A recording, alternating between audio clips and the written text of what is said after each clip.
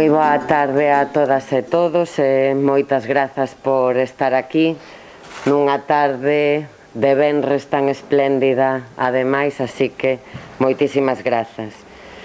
Un ano máis o Concello de Betanzos organiza o ciclo de conferencias do Anuario Brigantino, mais neste ano centrado en Antolín Faraldo, e como parte da programación que levaremos adiante con motivo deste bicentenario tan sinalado do seu nacemento.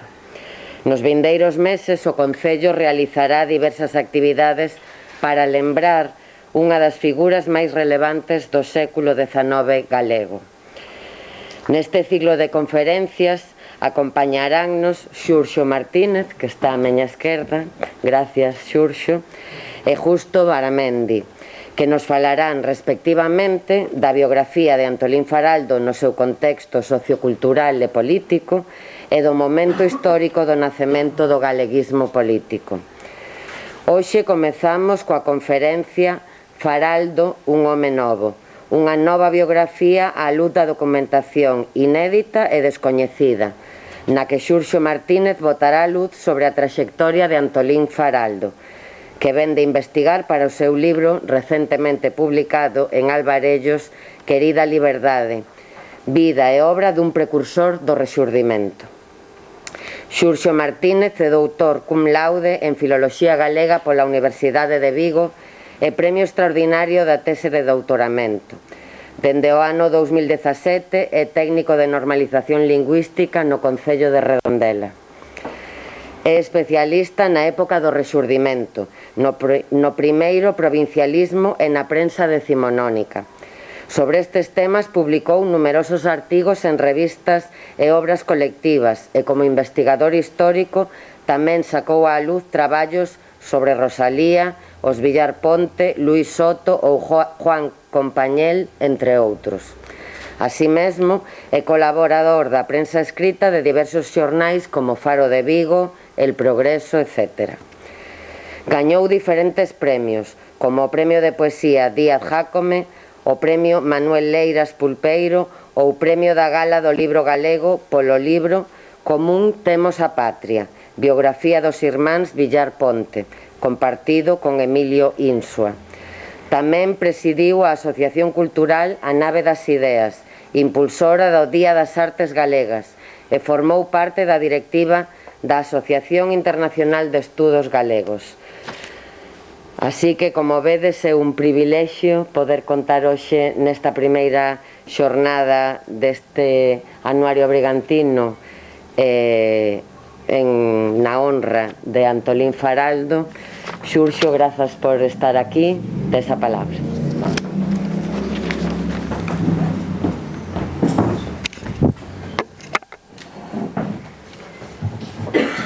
Ben,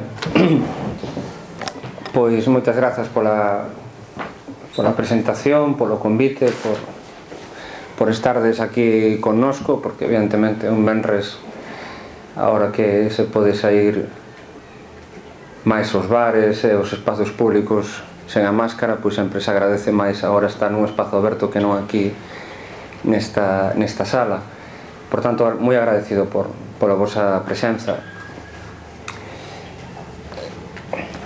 Preguntáballe a Silvia canto tempo tiña para falar, díxome no que quixera. É un peligro porque falar de Antolín Faraldo podía ser de aquí a mañá, e solamente para falar dos antecedentes do pai, que xa de por sí daría moito que contar. Pero quixera empezar por unha afirmación algo temeraria, por ser de fora, pero que creo que podería justificar ao longo da conferencia e agardo convencervos de alguma maneira cando remate. Eu creo que non hai ningún personaxe histórico en toda a historia de Betanzos, é unha historia intensa, ilustre, con nomes moi recoñecidos, pois non creo que esa persoa en toda esa historia que tivese a trascendencia a día de hoxe e no noso cotián que Antolín Faraldo. Estou tan convencido que trataré de convencervos a vos, porque realmente a imaxe que tiñamos ata agora reducíase, teña a sensación un pouquiño a idea de que foi o autor do famoso manifesto do goberno de 1846, non? E que despois do exilio como que se desentendeu, non, do país, que de alguma maneira como que renunciara ou que non tiña máis interese en continuar a tarefa que ele abrira de alguma maneira, non? E isto todo procede dun primeiro biógrafo, que foi Manuel Murguía, que foi xeneroso con el, porque definiuno como el primero e el mejor, non? Na cuestión do provincialismo, do galeguismo político, do nacionalismo, como queiran vostedes chamalo. Pero tamén lle puso unha pexa que foi decir que a partir de 1846 ya non pertenecía a Galicia. Contáronse unhas cousas que logo outros biógrafos foron repetindo e que a luz da nova investigación podemos afirmar que non eran certas. Decíase, por exemplo, que despois do exilio, no 46, no 47, cando el retorna, que se marchara a Andalucía por causa do amor e que estaba enamorado de las praias africanas, do Levante, que andaba prácticamente, parece que estaba en Marbella, non? Naquela época de veraneo, pero non é a verdade. Se sabemos con datos de arquivo e de prensa os motivos que o levaron ali, onde se situou, que fixo e por que a vida despois del apagouse en Granada. É certo que a día de hoxe contamos con ferramentas na investigación que os anteriores biógrafos non tiñan, non? Por exemplo, as hemerotecas digitais permítenos hoxe en día facer un traballo de investigación moi minucioso, que antes era coller un xornal un a un, ter que ir lendo, fixando se facían referencia a tal sitio, Betanzo, se ten relación a temática, se Galicia, se non sei que tal. Bueno, era moitas horas as que había que meter. Hoxe en día entras nun ordenador e sabendo máis ou menos unha serie de ferramentas, entre comiñados, palabras clave, etc., vanche saindo máis ou menos. Isto foi o que me permitiu, por exemplo, atopar varios artigos inéditos de Antolín Faraldo en prensa publicada de Madrid, pero que son dos máis interesantes e sobre os cales tamén falarei. Tratarei de ser disciplinado e non pasarme de tempo, pero se alguén precisa facerme algún aceno, agradecería yo por si me excedo. Xa vos digo que é unha vida moi intensa. Antes, quixera facer como dúas breves aclaracións. A primeira é unha cuestión terminolóxica. Cando se fala de provincialismo, temos que entendelo, explicará o Veramendi moito mellor que a min, que ten moitos máis investigación, moitos máis anos de traballo que a min, é como unha especie de primeira fase do galeguismo político, do nacionalismo, como vostedes prefiran, xa digo. Pero realmente, cando se enmarca dentro de 1840, que é, digamos, a época en que Faraldo sae á luz pública a través da prensa, non é así. É dicir, o debate do provincialismo, por exemplo, xa estaba vivo nas Cortes de Cádiz, de acordo? Era un tema que existía fundamentalmente porque os diputados do ultramar, que daquelas España tiña as antiguas colonias en América, xa reivindicaban algún tipo de autogoberno, chámenlle autonomía, chámenlle algún tipo de federación, algún tipo de competencia, pero que exixían ter capacidade de decisión sobre aqueles territorios que evidentemente estaban máis alá do Atlántico, non?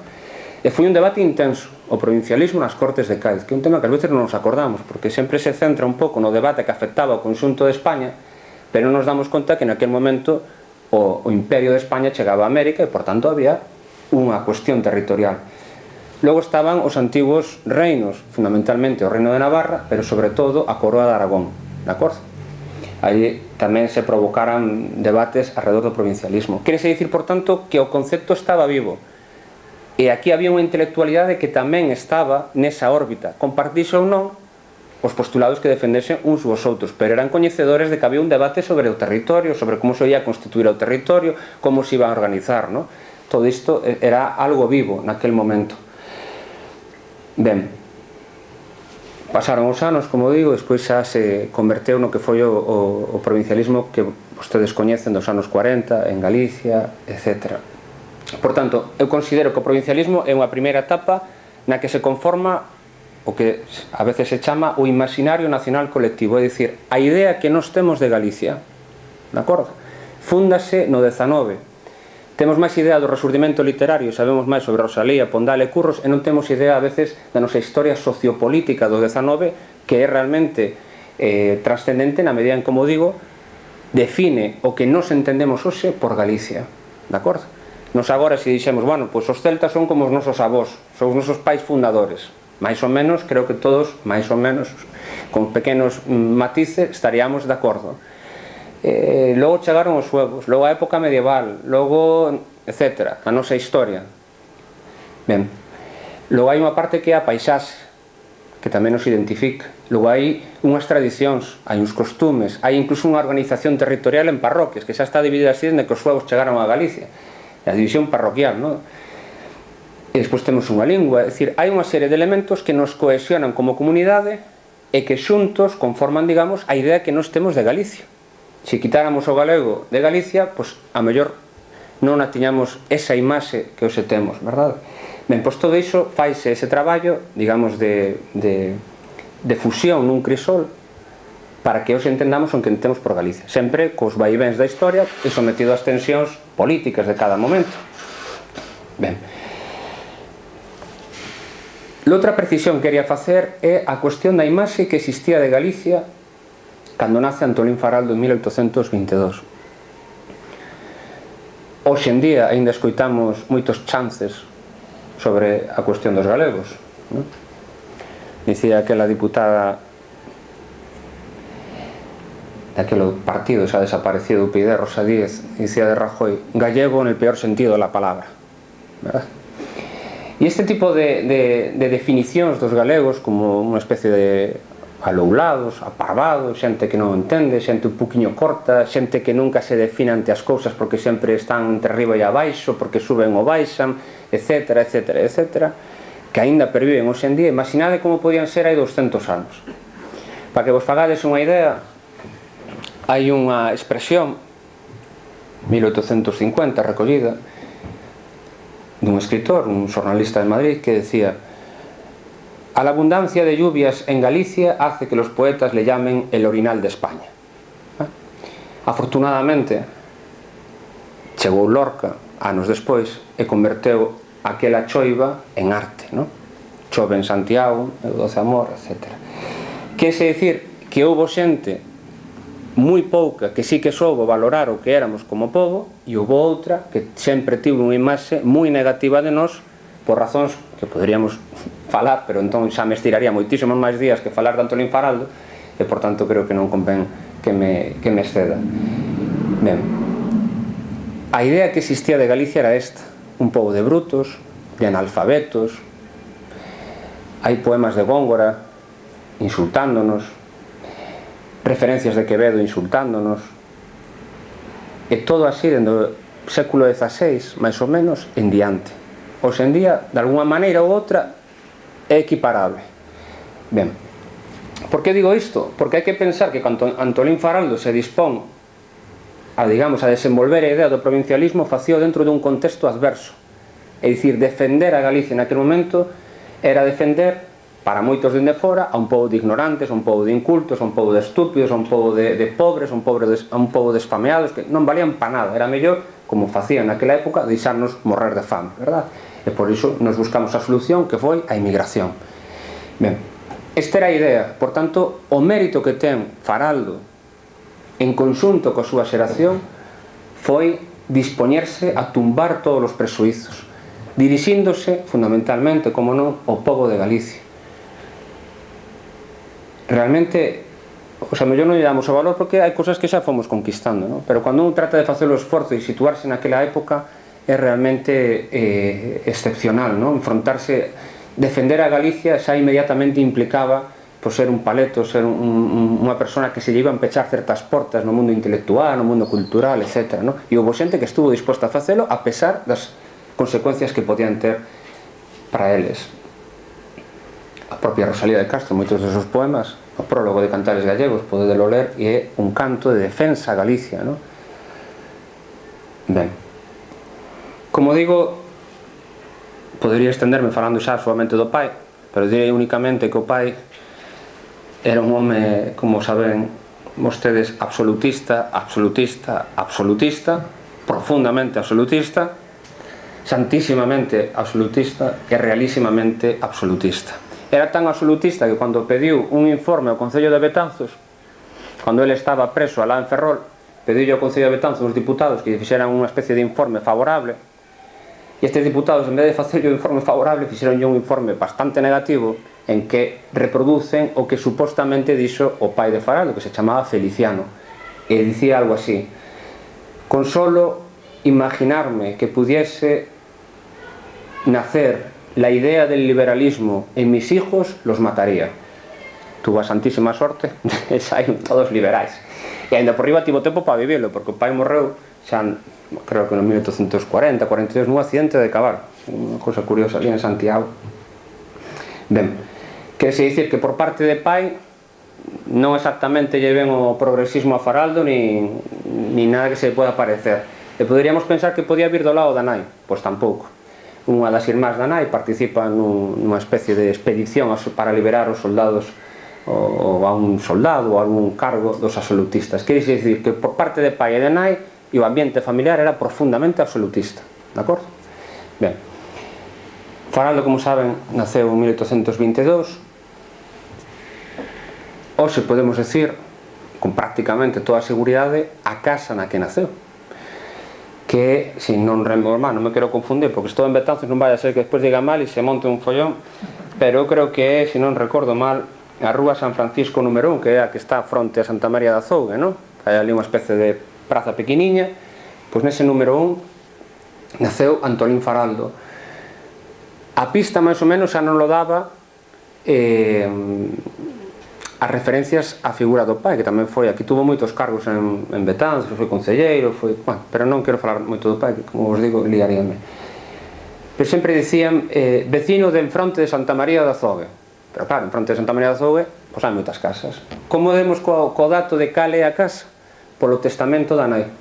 Cando a nai fai o testamento, morre de repente, de unha maneira inmediata, dun día para outro. De feito, ela di que ni tan sequera ten forza para asinar o testamento, para redactar o testamento, perdón. No testamento se aparece casa familiar, descríbea e pon o enderezo. A descripción e o enderezo parecen coincidir con esta casa que hai ali diante no número 1 de San Francisco, creo que é, non? A que baixa, que está diante de Santa María. Ben, hoxe en día tamén descubrimos que tiña algún irmán máis dos que ata agora se decían, que tamén morrera en idade nova. Tense dito que se educa en Viveiro. Eu creo que non é verdade, nunca chegou a ir a Viveiro. Quen se educa en Viveiro é o seu irmán, Tiburcio, pero el creo que non chegou a estudiar en Viveiro. Non hai ningún dato, simplemente son cousas que se dixeron por parte dun cronista oficial de Viveiro. Eu creo que para engalanar o colexio de Viveiro quiso apropiarse a figura de Antolín Faraldo, pero non hai ni un só documento que o acredite. E aquí había unha cátedra de latín e había o propio irmán de Faraldo, xa daba clases de latín e de gramática, etc. Entón, e aparte coincide que se trasladan máis ou menos na idade escolar que correspondía nos estudos en Viveiro a Santiago. Os 9 anos, Antolín Faraldo abandona Betanzos, non? Quer dicir que naceu en Betanzos e a súa infancia desenvolvese en Betanzos. E vai vivir a Santiago de Compostela, onde o pai accede a un posto de contador, de administrador, do gran hospital, o que hoxe é o Hostal dos Reis Católicos. Eles vivían dentro, porque tivemos tamén a gran fortuna de que toda esa documentación dos traballadores do gran hospital consérvanse no arquivo diocesano, entón nos permitiu moitas veces atopar a documentación facilmente, non? Por exemplo, o testamento da nai, porque inmediatamente vas buscar ali e hai un apartado que de trabajadores internos tal, e entón aí atopas facilmente o apelido Faraldo, porque non había moitos, e facilitou moito a investigación. Esa sí que hubo que ir os arquivos a mergullarse neles, non? Ben, ali vive o pai. Cando sabes que tampouco me quero liar coa historia de España, son as guerras carlistas, se monta todo o follón despois da morte de Fernando VII, que o seu irmán quere o trono, que si el pon a filla, se monta a guerra carlista, e o pai, como verdadeiro absolutista, apoia a causa carlista, non? Entón, cando deteñen, mandan o confinado, primeiro, creo que alguna época está en Betanzos, logo mandan a Ferrol, estuvo por aí preso. Entón, a familia queda igualmente en Santiago, e aí onde nace, no gran hospital, nace a última das fillas e a única irmá de Antolín, que se chamaba Socorro. A cal tivo unha gran devoción polo seu irmán Antolín, debeu ser como un ser mitolóxico para eles. Tivo unha filla que se chamou Antolina, e quiso o destino, ainda por riba, ser tan curioso, que Antolina acabaría casando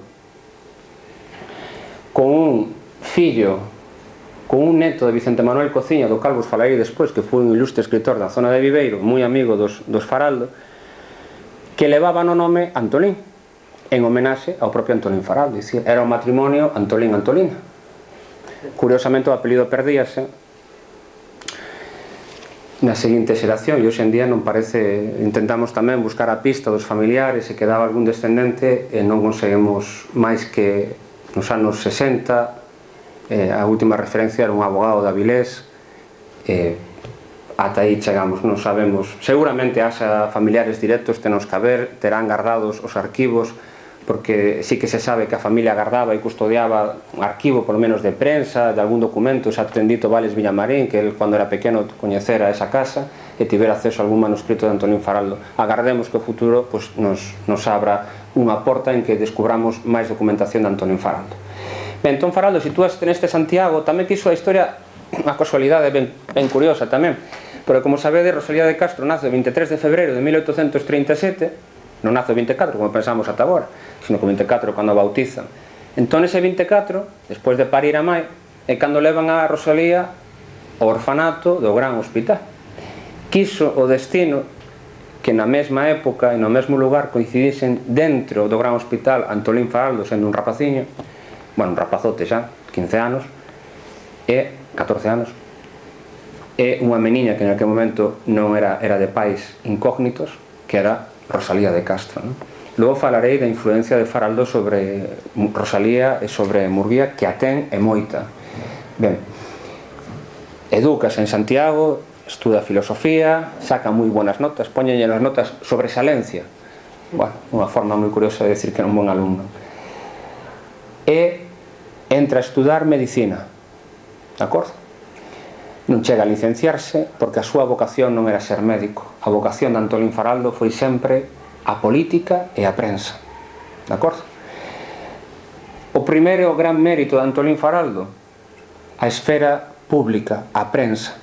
Para que vostedes teñan unha idea do que é a prensa, porque naquel momento tiñen que pensar que a liberdade de prensa se gaña precisamente a partir da Constitución de 1812, pouco a pouco vanse gañando pequenos espacios de liberdade, con moita censura ou limitacións, pero a prensa tiña un valor fundamental, porque era a maneira en que se podía, digamos, difundir dunha maneira extensiva a opinión política, ou, digamos, incluso ruses populares, naquela época. Aparece o costume das lecturas públicas nos cafés, cando se collía un xornal, líanse en alto e a xente discutía alrededor do que decía o xornal. Entón os xornais estábanse continuamente retrucando, porque en cada un dos cafés tamén se retrucaba e se falaba sobre estes debates, non? E tamén foi moi importante porque permitía que nos lugares públicos onde os analfabetos non sabían ler, por tanto non tiñan acceso, nas prazas, nas feiras, etc., había xente que se puña a ler, e hai moitas imaxes desta época, de cadros, non de fotografías, pero si de cadros, de gravados, etc., en que vedes a xente popular que iba ás feiras cos seus traxes e unha persoa lendo en alto para informalos do que había. Que se dicir que a prensa nese momento ten un valor moi importante a nivel social, a nivel político e a nivel cultural, porque está educando a xente. E viñamos dunha época en que eso non importaba absolutamente nada, sobre todo os analfabetos, digamos, o pobo en sí, a maioría do pobo, non importaba nada, porque non tiña ni tan sequera opinión en nada. Ben, Antolín Faraldo entra de cheo no xornalismo galego. Hai un par de antecedentes da prensa galega, tanto na época da francesada como na época do trienio, 1820 e 23, pero a prensa que poderíamos denominar abertamente provincialista, aquela que decide poñer a Galicia no centro da súa articulística e no centro dos seus editoriais, é a que se empeza a publicar entre 1840 e 1845. E un dos xornalistas máis importantes, por non decir o máis importante de todos, foi Antolín Faraldo, sin ningún tipo de dúbida. A prensa serviulle para Faraldo para gañar unha posición pública. Era un rapaz, era un mozo. É curioso que moitos deses xornais non nos fundaron os grandes líderes políticos que xa tiñan unha posición económica, moitos deles, burguesía liberal, que lles permitían a mellor sacar adiante este tipo de proxectos. Foron moitos sacados adiante polo estudantado de Santiago, ¿no? Apoyados por detrás polos grandes, digamos, líderes políticos, pero quen se enfronta públicamente son eles. Aí está Faraldo, cunha luz que se vai sendo cada vez máis diáfana. Tense dito ás veces que o pensamento de Faraldo era confusionismo ideolóxico, chegou a escribir Cores Trasmonte. Non é nada de verdade niso. O que non podemos facer é coller a articulística dunha persoa poñela toda xunta, lela e non saber se foi escrita cando tiña 15 anos, cando tiña 40, se había unha revolta, se houve unha represión ou se estaba no exilio. Hai que coller os textos, ver de que ano son e sometelos, digámoslos, á tensión da súa época, porque así poderemos valorar exactamente que o que quería decir e realmente se eran textos desafiantes ou simplemente eran repeticións do que outros decían, que tamén podía ser. Faraldo é todo novidoso, é todo, como vos digo, unha luz cada vez máis diáfana, non para él, non para os intelectuais, sino para toda Galicia. Hai dúas figuras que marcan o pensamento intelectual de Faraldo. Unha é o padre Feijóo, de acordo? Que é un dos promotores da Ilustración en España. Creo recordar que era de Pereiro de Aguiar, ali preto de Ourense.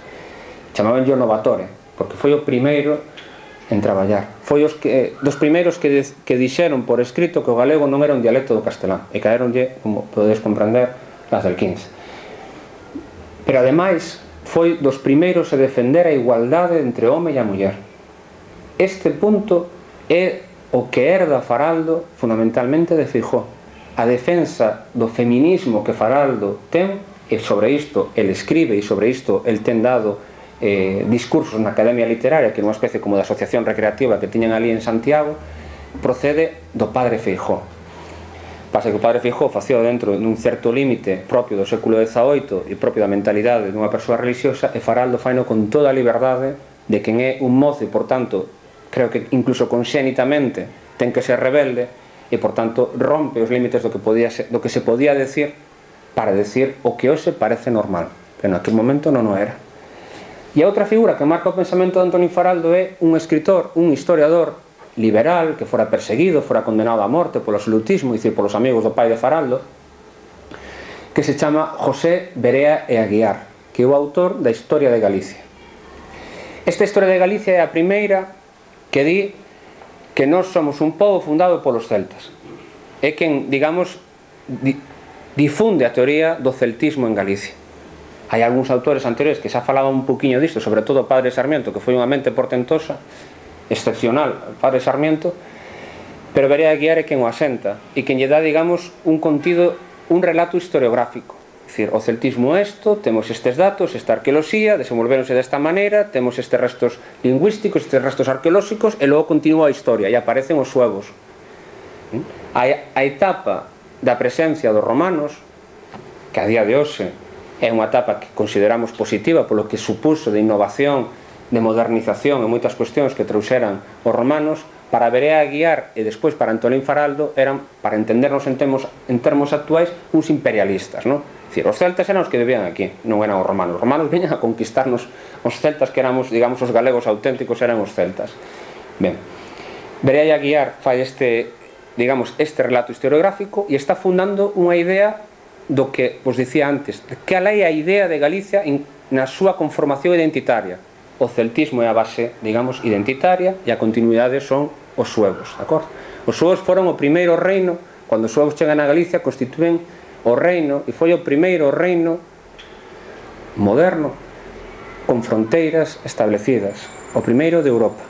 Hai 2 anos ou 3 houve unha grande exposición sobre a época sueva en Ourense. Sonou un poquinho máis esta época que moitas veces temos como borrada a nosa cabeza, non? A pesar de que queda moita toponimia en moitos lugares da presencia dos suevos, moitos nomes de presencia de suevos, etc. Pero temos moi pouco presente esa etapa. E foi o primeiro reino constituído en toda Europa, e despois foi o primeiro reino católico, cando se converte os reis suevos, se converten ao catolicismo. Ben, isto que dice Berea de Aguiar, que ademais introduce toda esta cuestión historiográfica con un prólogo que ven a atacar a todos aqueles que se dedicaban a insultar a Galicia. É dicir, o motivo polo cal Berea de Aguiar escribe a Historia de Galicia é para acalar voces que dicían que éramos un pobo de ignorantes, un pobo de analfabetos, etc. Non lle deu tempo a escribir moito máis, porque se chega a época medieval da nosa lírica, dos nosos reis que están enterrados no Panteón, en Santiago de Compostela hai un panteón real onde hai unha dúcia de reis ali enterrados. A propia catedral está en Santiago, ou digámoslo así, non me vou meter nas crenzas de cada quen, pero o corpo do santo de Santiago do Apóstolo sitúase en Santiago porque Galicia tiña un poder para que se situase en Santiago. Igual estaba pensado, como sabedes, digamos, a historia de Santiago Apóstolo como un lugar de peregrinación a Occidente. Roma conformaba el lugar de peregrinación no centro de Europa, e despois xa estaba Belén e Israel e todo o que significaba a orixe, digamos, propia do cristianismo. Ben, isto é o que fai Mireia Aguiar. Entón estes mozos, como Antolín Faraldo, cando collen este libro, como que se despertan na cabeza, digo, bueno, que a mellor estas cosas que se están dicindo de nós, o que estamos lendo cada día de nós, a mellor non é verdade. El bebe profundamente de Mireia Aguiar e vai desenvolver todo iso, pero vai non facer con un objetivo que Mireia Aguiar non tiña, que é darlle un formato de xustificación política. Este é o gran detalle, por iso é o pai, digamos, do galeguismo político, do nacionalismo, do provincialismo, etc. O que fai é utilizar a historia para xustificar a condición política de Galicia como unha nación. Despois falarei un pouco isto da nación, que se entende de nación naquel momento, Faraldo, etc. Pero así a grandes trazos, para que nos entendamos, é lo que di, isto foi o que somos. De feito, hai unha frase que di, mirar lo que fuimos, ver lo que somos, a ver lo que seremos, ou a ver a onde llegaremos. Dicindo, este non é o lugar de Galicia. Si Galicia tiene grandes recursos naturais, hoxe en día seguimos tendo grandes recursos naturais. Si temos unha situación privilexiada naquele momento, que era toda unha grande costa, kilómetros de costa, cando antes a información, por exemplo, chegaba máis facilmente en barco que pola vía terrestre. A pesar de que moitas veces tamén se nos di que a Galicia chegaba a información do que pasaba, imaginade, na Revolución Francesa, porque chegaba a Madrid, e Madrid, digamos, difundía na meseta cara a periferia. Non é nada de verdade nesa cuestión, porque os barcos chegaban antes a París, chegaban ás portas de París, chegaban ás portas de Inglaterra, onde había liberalismo. A Santa Inquisición en Galicia, no século XVIII, está registrado poucos documentos, porque foron rápidos e dedicaronse a queimar todo antes de que despois lle fosen, claro, había moito que ocultar. Pero un dos documentos que se gardan é un expediente aberto, un suizo, contra uns mariñeiros de Muros que fixeran a costeira polo Cantábrico, chegaran a Bayón en Francia, trouxeran libros prohibidos dos ilustrados e dos revolucionarios franceses, descargaron en Muros e levábanos dende Muros en carros cara a Santiago de Compostela. E a Santa Inquisición, por un chivatazo, dase conta. Querese dicir que en Santiago, que en Padrón, que en Muros, que na Coruña, que en Vigo, que en Betanzos, que en Lobuco, que en Ourense, había libros dos ilustrados na época en que os ilustrados escribían. De acordo? Non é todo Madrid, non nos chega todo a través dos filtros que outros podían irradiar dende Madrid. De acordo? Ben. Por tanto, Faraldo, que atopa na historia, é unha xustificación política. Escribe, como vos digo, nesta prensa, é un dos xornalistas que máis páxinas ocupa neste momento, 1841 ata 1845. Faino cunha presenza moitas veces polémica, tan polémica que eu contei canto menos 3 duelos. Supuxen que ou nos foron a morte ou outro non pasou o duelo, porque Faraldo sabemos que viviu ata 1853, pero duelos tivo, e sempre baixo unha soa consigna, defender a liberdade. Daí o título, Querida Liberdade. Foi o principal obxectivo que tivo na súa vida Antolín Faraldo, defender a liberdade por riba de todo. Unha liberdade nun concepto social, unha liberdade nun concepto liberal. Digamos, non é eu son libre para pagar impostos ou non, non va diso. É a liberdade de que os que non teñen poidan ter para efectivamente ser libres. De acordo? Tamén é moi importante, porque Faraldo sabedes que flirteou co socialismo utópico, cos primeiros pensadores do socialismo utópico, etc. Eso falarei un poquinho máis adiante. Xa pensei que me estaban pechando a conferencias campais, como nos timbran os colexios. Ben, temos este Faraldo, xornalista. Inmediatamente entra no Partido Progresista. Partido Progresista que se chama así, ainda que naquele momento non existían legalmente os partidos. Que existían, incluso parece relativamente máis parecido ás listas abertas das que ás veces se falan aquí, porque os candidatos, os diputados, os candidatos a diputados, mellor dito a Cortes, o que facían era adherirse a un manifesto político que aparecía en determinado periódico. Entón xa se entendía que ese diputado, se votabas, era dos daqueles manifesto político. Pero sabedes que os partidos políticos non se legalizan ata despois da Revolución de 1868, son bastantes anos despois. Ben, el está aí. El é redactor político do Partido Progresista nun periódico que se titula La situación de Galicia. El é o redactor político. Chámano os xefes do Partido Progresista de Santiago, que son os responsables de ter expulsado o seu pai do traballo que estaba exercendo no Hospital dos Reis Católicos, porque cando triunfa a Revolución de 1840 e chegan os progresistas ao poder, os amigos de Faraldo, os vellos líderes progresistas, unhas primeiras decisións que fan é, lóxicamente, Feliciano Faraldo, o realísimo e monarquísimo e santísimo absolutista, vaste a rúa. Bueno, naquelas non había oposición, nin había nada de traballos, non creo ni que pudiese denunciar o sindicato. Alá foi. Pero querise dicir que isto non afectou o pensamento de Faraldo, porque ao final era o seu pai. Pero non. Ali está de redactor político chamado precisamente por Pío Rodríguez Terrazo e por Hipólito Otero. Participa, como digo, no Partido Progresista.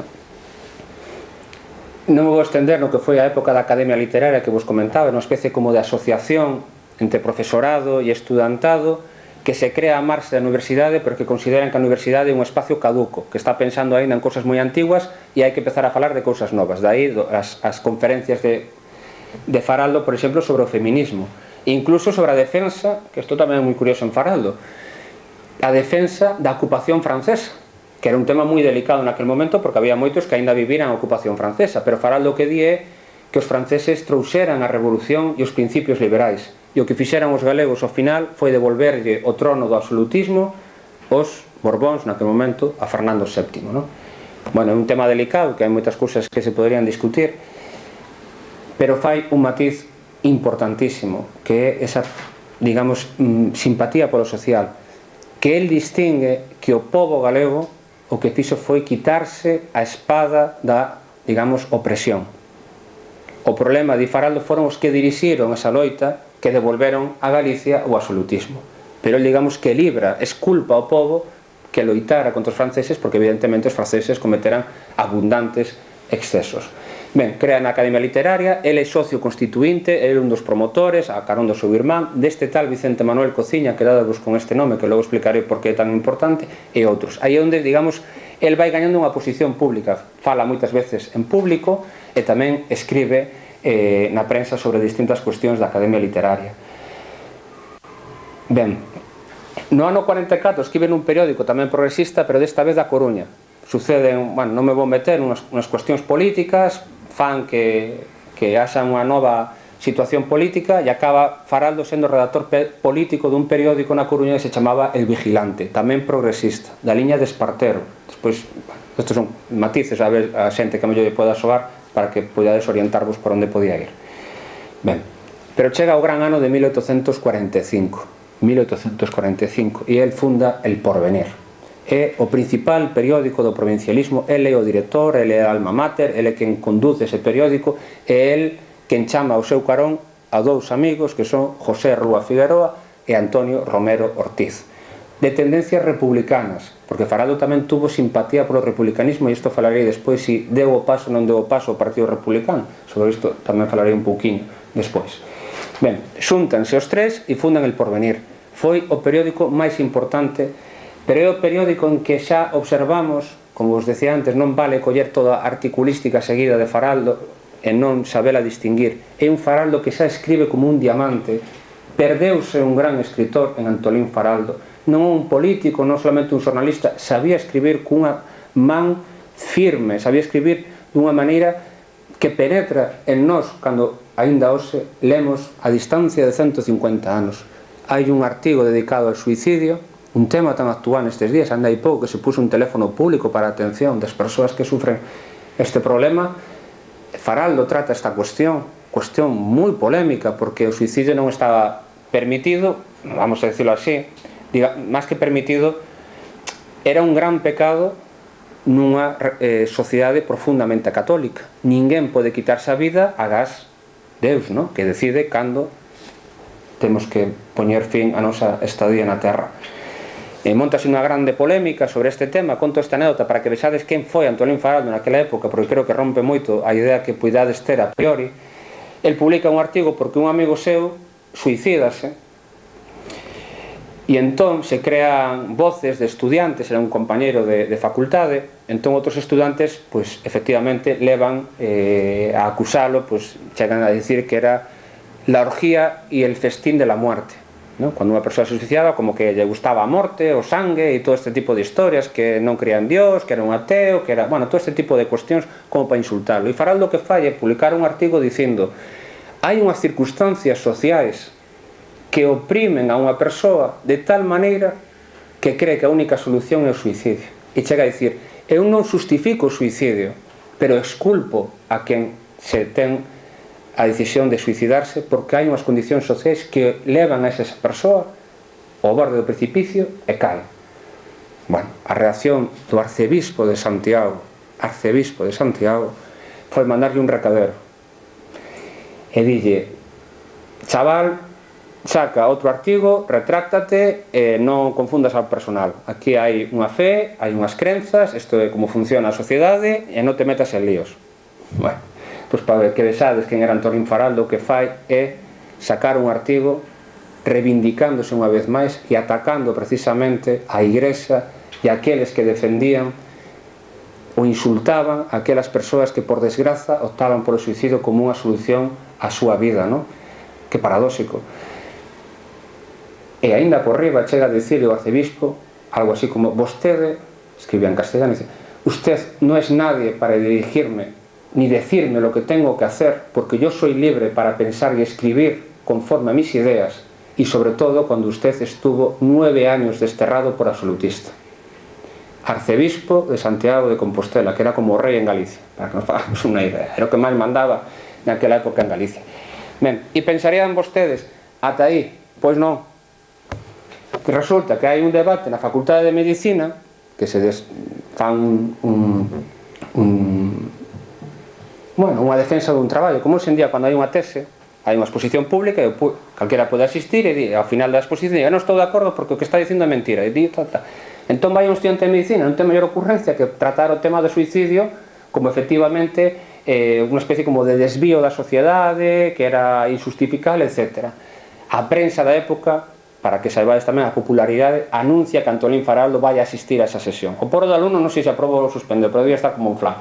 Alá vai Faraldo, sitúase entre o público, acaba e levanta a man Faraldo e di a crónica de prensa do día despois: Antolín Faraldo tomou a palabra con un discurso lleno de fuego.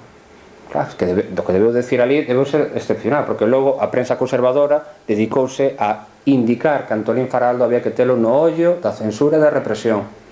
Había que ter cuidado, incluso chegan a decir que para determinados temas non debería haber público para falar, porque se podía dar la posibilidad, como pasou, de que alguén do público chocase e retrucase a tese oficial e pudese crear noutras persoas a posibilidade de que pensaran por si soas, algo que aínda hoxe parece que pode ser un delito. Ben, este é Antolín Faraldo, contestatario, rebelde, insumiso, ante calquera. Cando Espartero, que era o líder dos progresistas, se excede, alá está Antolín Faraldo para escribir e dicirlle, de maneira, dende Santiago de Compostela, dicirlle: está sendo polo mal sentido. Non aceptamos nunca a censura da opinión e da liberdade de opinión e de prensa. Non casaba con ninguén senón coa liberdade. Por eso o título, Querida Liberdade. Ben, El Porvenir foi un periódico, como vos digo, excepcional, publica un manifesto moi coñecido, que seguro que vos soa, que se titula Nuestra bandera literaria. É moi interesante, tense dito a veces que era un periódico anarquista, non o creo, ni no penso, non era para nada un periódico anarquista onde que fale de anarquía literaria, unha cousa que alguén diga anarquía, outra cousa é que realmente se son anarquistas, son cousas moi distintas, non? Eu creo que non. O que defende Antolín Faraldo é unha cousa moi curiosa tamén, porque é unha especie de vanguardismo avant la lettre, é dicir, a persoa ten que escribir conforme o que pense, non conforme a estética ou os gustos dunha época, que naquela era o romanticismo. Entón, digamos que había como unha especie de gustos sobre unha temática, sobre unhas estruturas métricas, sobre uns estilos, e Faraldo que di, non, es que isto non vale. O que penses que este ben e o que salga de ti, escríbeo. Rime, non rime, se ese tema de romanticismo ou non. É un vanguardismo. Romper co que este establecido. Isto é o que significa nuestra bandera literaria. Aparece aquí na antoloxía do libro que publicamos, con Alvarellos e a axuda da Deputación da Coruña. Ben, non me quero tampouco estender, pois xa me estou vindo. E onde estamos no 45.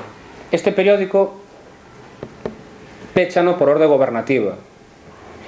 Tamén é sorprendente, porque naquel momento que facían os gobernos para pechar os xornais non era unha orde directa de dicir, oiga, vai ali e chape o local da imprenta. O que facían era multalos cada vez con máis multas, ata que o editor diga, bueno, non teño máis pasta, acabouse, pechamos o periódico.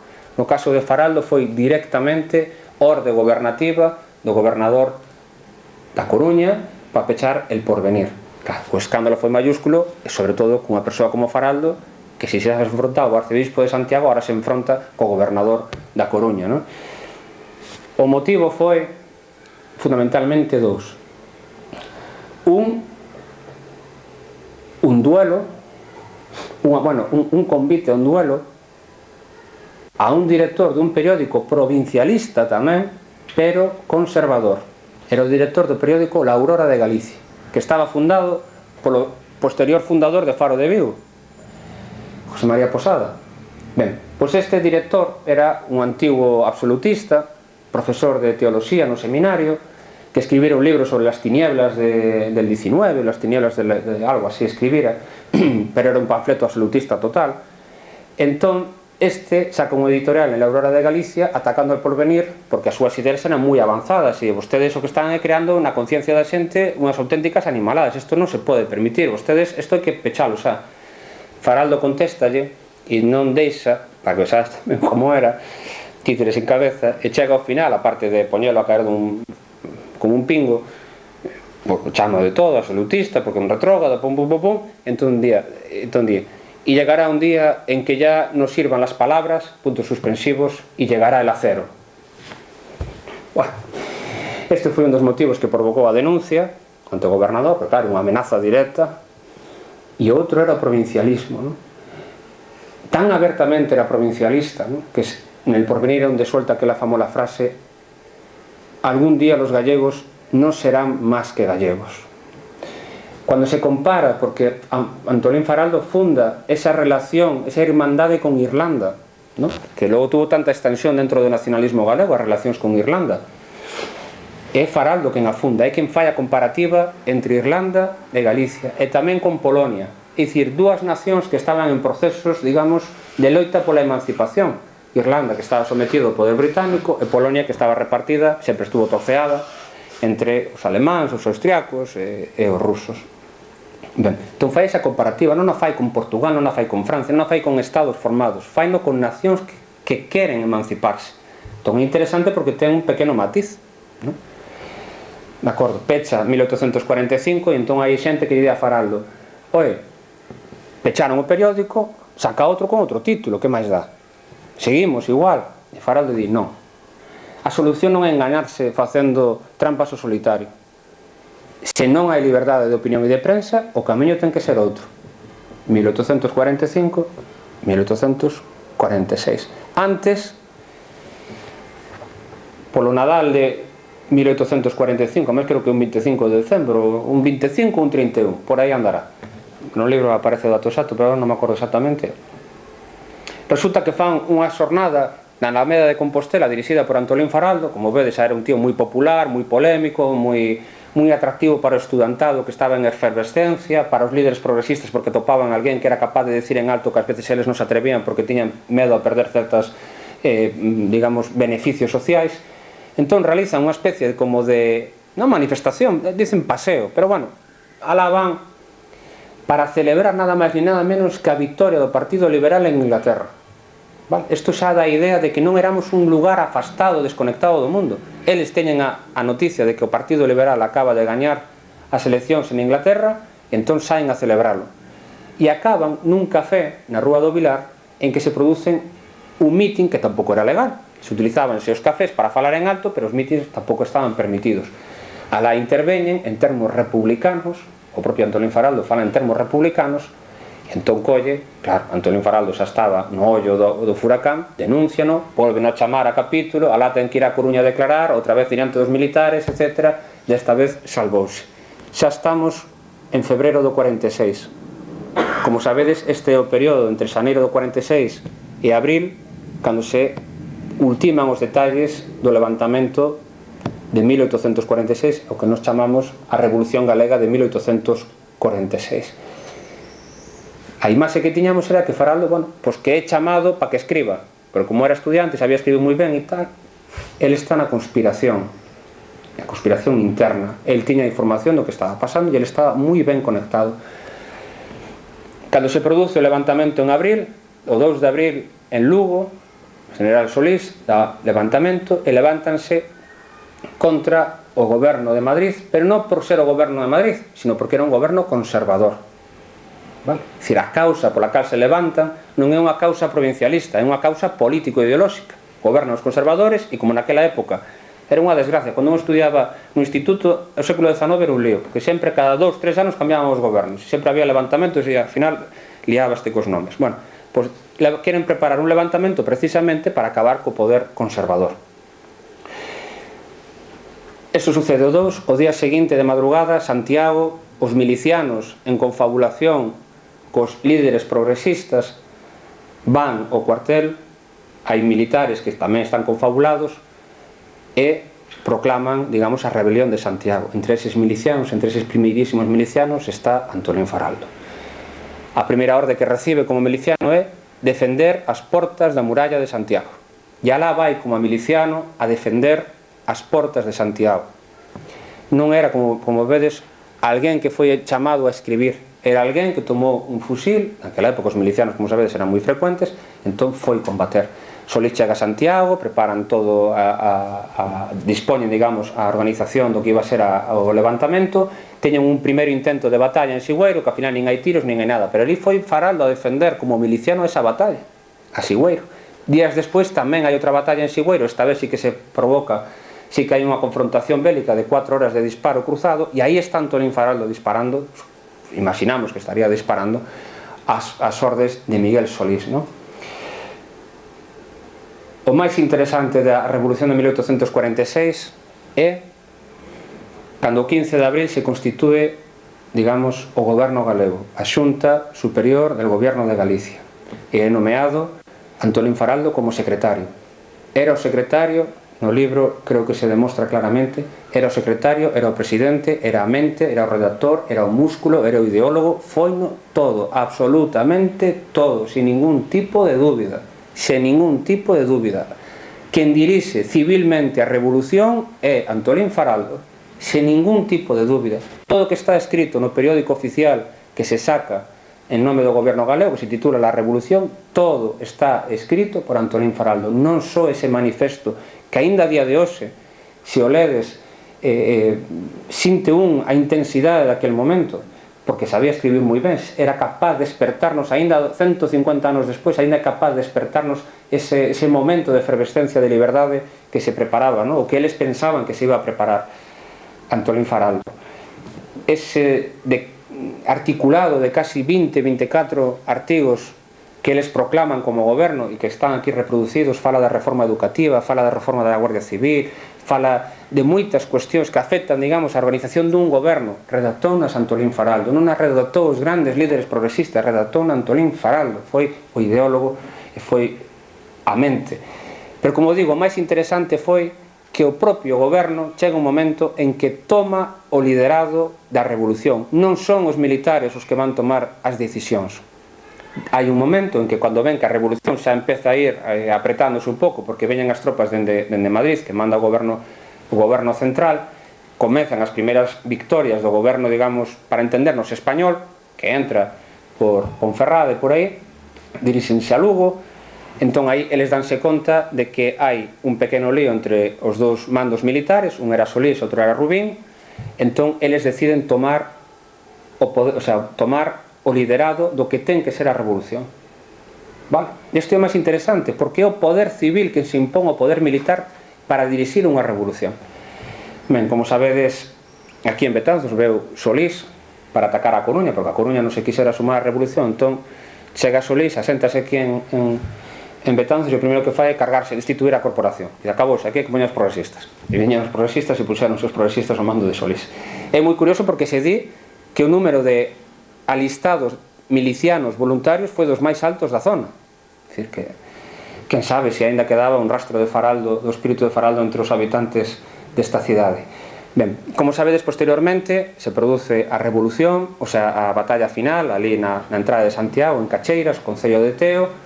Saen derrotados, entran por Santiago as tropas de Solís para defender. Ali está un mociño que é Manuel Murguía, que observa dende a súa casa o que está sucedendo, e un dos soldados, ferido, cae á porta da farmacia do seu pai, onde vivían. O pai collo, meteo dentro da farmacia, intenta salvalo, morre, e entón di Murguía que ese día foi cando ele sabía que estaba destinado o que estivo, a ser, digamos, o ideólogo do nacionalismo. El vía que aquel home que morrera na farmacia do seu pai morrera para a liberdade de Galicia. Ben, van as tropas, avanzan cara a San Martiño Pinario, como sabedes, métense, alá chegan as tropas do general Concha, e outro líder militar da Revolución Galega, que era este Leoncio Rubín de Celis. Solís dille, e o goberno de Galicia, Faraldo, dille, tes que vir polo sur. Solís resiste en San Martiño e facemos unha especie de sándwich, aplastámoslo por detrás. Rubín, o que parece que, bueno, non quedou claro se teño que ir ou non, eu non o teño claro, entón empezou a dar voltas ali por terra de Montes, por riba de Pontevedra, a dar voltas como se fose unha busaina, non sabía ni se ir para o norte, se ir para o sur. Abandonou a revolución e foi un gran traidor, pero logo explicarei tamén porque ten a súa historia. Bueno, estou ainda casi no límite. Como sabedes, acabanse entregando e a represión é feroz. Os líderes civís escapan, fosen cara ao sur, Faraldo escapa cara ao sur, embárcanse en Vigo. O mesmo día que se embarca Faraldo é o mesmo día que se producen os fusilamentos de Carrán. O gobernador militar de Galicia, Villalonga, foi insultado por Faraldo nun dos periódicos do goberno de Galicia. Chamáballe Soldadote Fanfarrón. E dicía que tiña unha linguaxe tabernaria e que se quería se facía moi el machote diante dos tal, pero que realmente era un cobarde porque estaba metido na Coruña resistindo a que chegasen as trompas dende Madrid, porque ele era incapaz de enfrontarse ao exército de Solís. Ben, Villalonga quería fusilar a todos os mandos militares. Tiña unha lista de 88 persoas para fusilar. Finalmente fusiláronse a 12, logo sabedes que se fusilaba outro aquí. 14 creo que foron, finalmente non me acordo. Ben, sabedes que se fusilan en Carral por medo precisamente a que a Coruña pudese responder, que isto é un exceso. O propio neste caso o arcebispo pide que non haxa un baño de sangue, que había que deter, que xa estaba, que o tema estaba controlado, pero o general Villalonga, seguramente encerratado polos insultos de Faraldo, tiña especial interese na represión. Faraldo, por tanto, embarca en Vigo, marcha a Camiña por barco, chega a Camiña, vai con un visado, porque el consigue o visado no Consulado de Portugal en Vigo, pero chegar ali, resulta que no norte de Portugal, isto é outra historia, tamén houve unha revolución, entón andaban os conservadores detrás dos progresistas, e cando chegan galegos progresistas, pumba, patrena, e detéñeno, non? Entón agora ven unha parte nova de Faraldo, trataré de resumila moito porque son casi todos datos descoñecidos. Trasladan a Faraldo dende Camiña a Valença, reúnen ali a todos os que foron apalillando, a todos os progresistas e revolucionarios e provincialistas que escapaban, apalíllanos ali en Valença do Miño, e non había orde de extradición como hai hoxe en día entre os países, pero o que pide o goberno de España, o goberno portugués, é que os afaste da fronteira para evitar que en caso de fuga ou en caso de que pudese haber algún tipo de cambio de goberno e abrisen as cadeas, volvesen outra vez. Este é o motivo polos que os mandan a Lisboa, a illa de Penís, de acordo? Alá vai Faraldo. 15 días despois de perder a revolución, Faraldo saca unha carta reivindicando a revolución, as causas da revolución, e anunciando que iba a publicar un libro en que iba a decir os nomes dos traidores a causa de Galicia. 15 días despois escribe a carta preso na illa de Penís. Publícase, hai dúas versións, unha corta e unha longa, que se publica na prensa española. E ele anuncia que vai publicar un libro na prensa de Inglaterra. Ben, Rubín de Celis, ese general que non quiso entrar polo sur, tamén está exiliado, tamén en Lisboa. Resulta que en setembro triunfan os progresistas en Portugal e abren as cadeas, e Solís, Faraldo, sae e convertese en cidadán libre en Lisboa e reside nesa cidade. Ben, entón Rubín de Celis síntese, claro, atacado na súa honra de militar, como vos ser un traidor. Entón di, non, que o problema foi que vos non me destes orde de vir a defender. Entón colle Faraldo e volve a atacalo, e colle Rubín de Celis e ofrécelle un duelo. os dous viviron, non sei se houve finalmente duelo ou non, pero os dous viviron. Pero que era un rapaz que tiña 24 anos, Antolín Faraldo, fronte a un militar que foi mariscal de campo, que non un grado militar calquera, un alto grado militar. Pero Faraldo decía, tú fuches o gran traidor e na historia quedarás como traidor. E dicía, eu encargareime de escribilo, e efectivamente. Un libro que se pensou tantísimos anos, pero tantísimos anos que ainda foi onte, que se pensaba que o escribira un tal Juan do Porto, a que se consideraba un pseudónimo, pois en día sabemos que non era pseudónimo, era un abogado que vivía en Madrid de orixe galega, escribe un libro que se titula Reseña histórica de los últimos acontecimientos acontecidos ou sucedidos en Galicia. 1846, é dicir, no outono do mesmo ano da Revolución. Ben, está dictado por Faraldo dende Lisboa. Sin ninguna dúbida, porque hai unha serie de palabras que son propias de Faraldo na súa articulística, emancipación gallega, opinión gallega, unha serie de claves que nos permite identificar que ese libro, quen se non iba a escribirlo Antolín Faraldo. E agora ademais descubrimos que tiña esta carta anunciando a publicación dese libro, e sobre todo este libro dá uns detalles tan minuciosos que podíamos facer nunha webserie, un documental ou unha película, porque nos explica absolutamente todo, onde se reunían, como foi a revolución, quen participa, como absolutamente todo. É Antolín Faraldo. Esa é a versión, a interpretación da revolución que fai Faraldo e que chega ata hoxe. O que nós entendemos hoxe pola revolución de 1846, quen a escribe e quen a interpreta a nivel político é Antolín Faraldo, cousa que ata agora non se dicía, porque se pensaba que ese Juan do Porto era outra persona. Foi Antolín Faraldo, sin ninguna dúbida. No 47, no 46 casa a Raíña Isabel II, casa con un señor que era o seu primo, pero un señor que cando casa, cando lle dicen a Isabel II, porque Isabel II lóxicamente non decide con quen se vai casar, porque é unha cuestión de Estado, e a reacción de Isabel II di, con Paquita no, por favor, porque era coñecido que Francisco Asís de Borbón era homosexual e ademais era infértil, tiña un problema no pene, precisamente. Que se dicir que todos os fillos do matrimonio oficial son imposibles do rei de España. Hai un libro, se vostedes queren atopalo en internet, que se titula, escrita polos irmáns Becker. De Becker sabemos moitos poemas, pois busquen un libro que se titule Los Borbones en pelotas. Está escrito por Gustavo Adolfo Becker e ilustrado polo seu irmán Feliciano. Ali saben vostedes o desmadre que era a casa de Isabel II. Ben, cando casa fan unha amnistía, poden volver todos, non sei que, ahora que son raíña, vou ser moi generosa, agás os líderes políticos, os que formaron parte das xuntas revolucionarias, non pisan o terreno. Antolín Faraldo non pode. Pero no ano 47, un galego, Nicomedes Pastor Díaz, consigue favorecer unha lei de indultos. O normal era que os que aínda seguían exiliados en Portugal, a través da familia ou amigos, pedisen ese indulto e que despois facían todos os trámites ao Concello para que escribisen que era de buena conducta, bla, bla, bla, bla. Faraldo faino el mesmo, e que non espera por ninguén. Non é unha persona dada a pedir, nin a... El di, quero o indulto, indulto que mando eu. Pide o indulto, danlle o indulto, e cando van mandar o aviso de que pode volver, é moi gracioso porque o gobernador di, les solicito que tengan suerte en su localización, pues a día de hoy aún no se haya localizado. Estaba escondido por Portugal, a mellor xa estaba na fronteira. Ben, o segundo nacemento de Faraldo prodúcese en Betanzos, porque a primeira noticia que temos da volta de Faraldo do exilio é as festas do San Roque de 1847 neste mesmo lugar, no arquivo. Ben, entón é como a segunda vez que nace Faraldo. Ben, cando está aquí,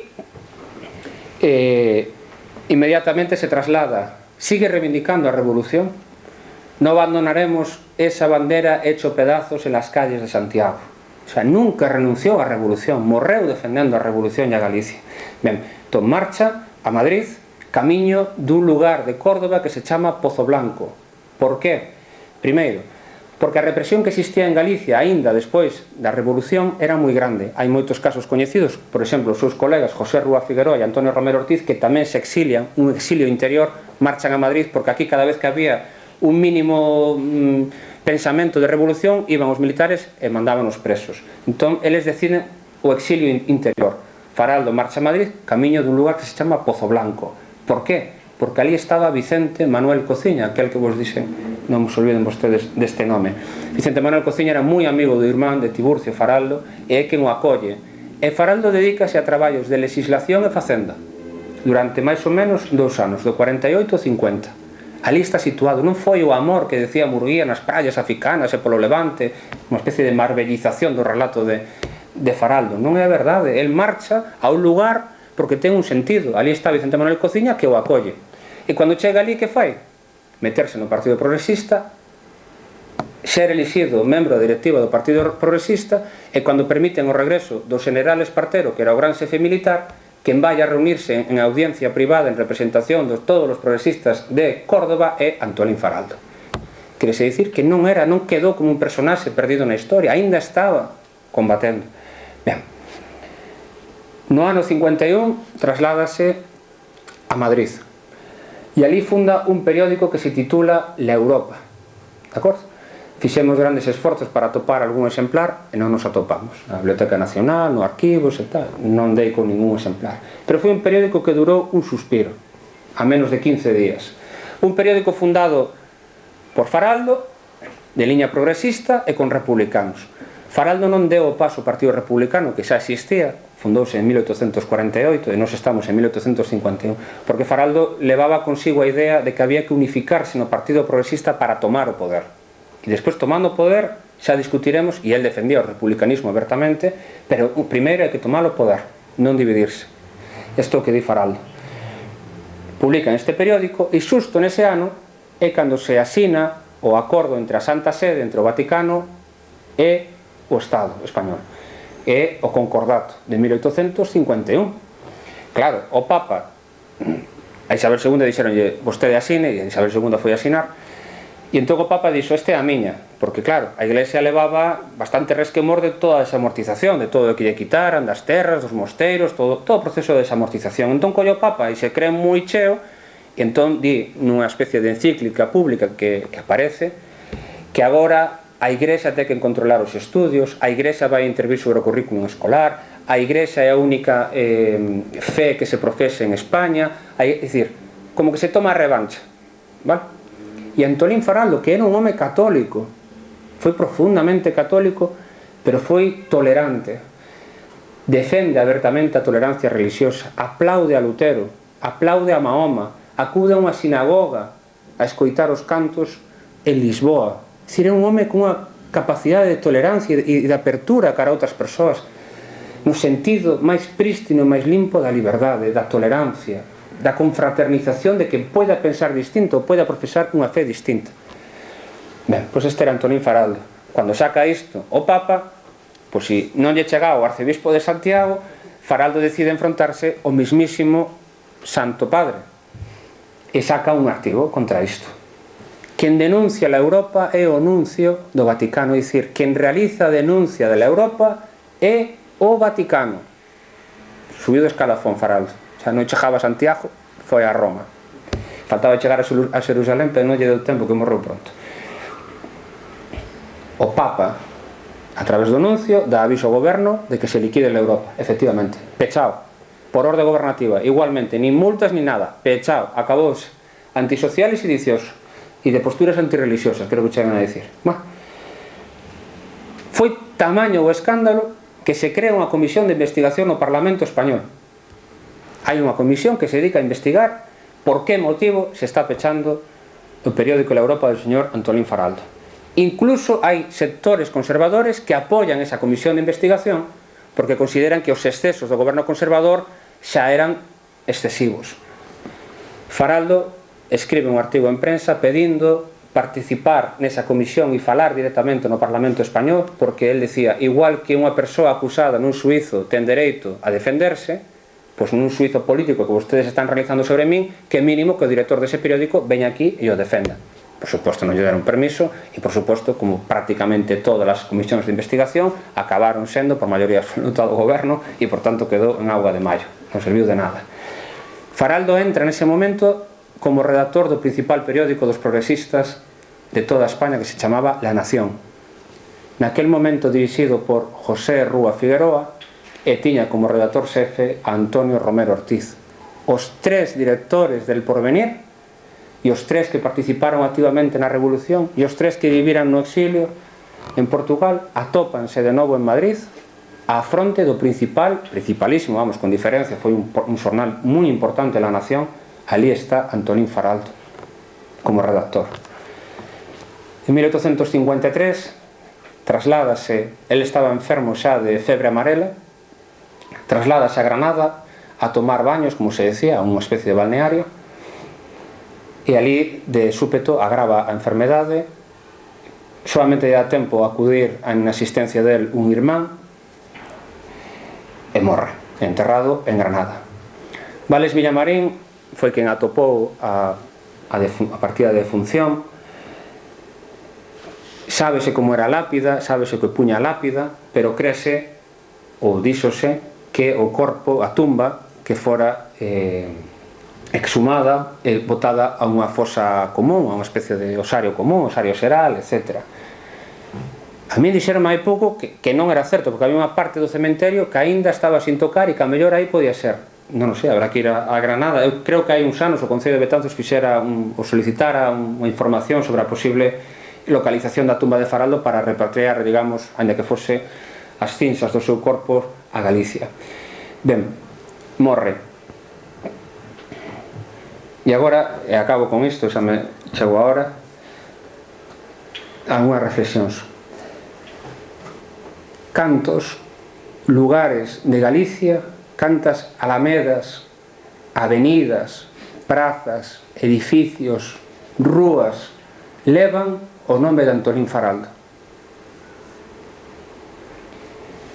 Empecé dicindo que era o personaxe máis trascendente e máis importante da historia de Betanzos, porque el puso o horizonte, por moi difuso que vostedes queiran, que era o autogoberno. Era o autogoberno. Poderán decir vostedes, e iso quere dicir que era a independencia, que era a autodeterminación, que era a autonomía, que era o federalismo? Non o sei. Podemos discutilos, unha vez que se lean os textos, discutimos sobre o que se poida opinar sobre estes temas e cada un pode ter distintas interpretacións, pero o que está claro é que Faraldo dixo, este é a meta onde temos que chegar. Porque estamos cansos de ser insultados, porque estamos cansos de ser despreciados, porque estamos cansos de cando se tomen políticas económicas hayamos desfavorecidos, porque estamos cansos de que deixen as nosas costas e as fortalezas das nosas costas galegas desatendidas e non esa capacidade de facer fronte aos ataques piratas, porque estamos cansos de que non se melloren as comunicacións, porque estamos cansos de que se acabe co artesanado, por exemplo, do coiro, de outros tipos de materiales que foron en deprimento de outros sectores que facían monopolio en España, etc, etc, etc. Quen dixo todo isto foi Antolín Faraldo. E digo, cuántas avenidas, cuántas prazas, cantas rúas, cantos edificios levan o nome de Antolín Faraldo. Hoxe temos Xunta de Galicia, temos autonomía, pode gustarnos máis, pode gustarnos menos, pero témola. E é porque alguén empezou isto. E foi Antolín Faraldo. Voume permitir o luxo, eu que veño de fora, e por tanto, vanxeme permitir que sexa temerario tendo aquí a alcaldesa. Bueno, está acostumada xa a que todo o mundo lle pida algo, entón eu non podo deixar de vir ata aquí e non pedir nada. E son dúas cuestións. A primeira, xa o teño escrito en algún artigo, pero creo que o lugar para decirlo este, de que o pleno do Concello de Betanzos, por unanimidade, sin entrar en fonduras de determinados matices e detalles que, xa digo, forman parte da interpretación, debería aprobar unha moción para que no Panteón de Galegos Ilustres haxa como mínimo unha placa, como necesario un busto e con dignidade unha escultura de corpo inteiro que dé entrada nos xardíns do Panteón de Galegos Ilustres, porque os que están aí dentro, Rosalía, Castelao, Brañas, Cabanillas, Asorei, etc., seguiron a estela de Faraldo e ninguén se lembra de Antolín Faraldo. E eu creo que isto é algo que coincide agora co bicentenario e é o momento de pedilo, é o momento de que se faga efectivo, que se reclame as autoridades, non sei que ten a xestión do Panteón de Galegos Ilustres, o Museo do Pobo Galego, a Xunta, non sei quen será, pero que mínimo, non? Al final, temos que ser agradecidos a quen entregou a inteligencia, o ouro da inteligencia e o músculo do seu corpo humano, no? Que foi Antolín Faraldo, sempre con ese horizonte, porque aparte non ten mácula, non ten mancha, non se pode dicir que fose un home contrario aos dereitos das mulleres, non foi un home que fose un asasino, non foi un home que pudese cometer algún delito. Se o único delito que cometía era defender a liberdade. E hai que defender. Bueno, este é o primeiro recado. O segundo, creo tamén que con este bicentenario é tamén a ocasión para que o busto que hai nesta cidade fundan as placas. Non sei se siguen estando, non? Ben, como digo, veño de fora, eu veño de Vigo, non teño ni tan sequera ás veces as noticias comarcais que podía ler en Faro de Vigo, non chega Betanzos a Faro de Vigo. E en Vigo agora a Voz de Galicia non se vende prácticamente, xa non me entero prácticamente o que pasa en Galicia. Pero creo que tamén co gaño bicentenario, que mellor ocasión, non? Para unha soa placa en lingua galega que recorde a Antolín Faraldo. Pero creo que tamén dignificaríamos ese busto, porque a veces pode ir unha persona, ve dúas placas, dicen unhas cousas, unha sola. Unificar o que este posto, buscar un acordo e leválo adiante. E acabo con unha sola cuestión.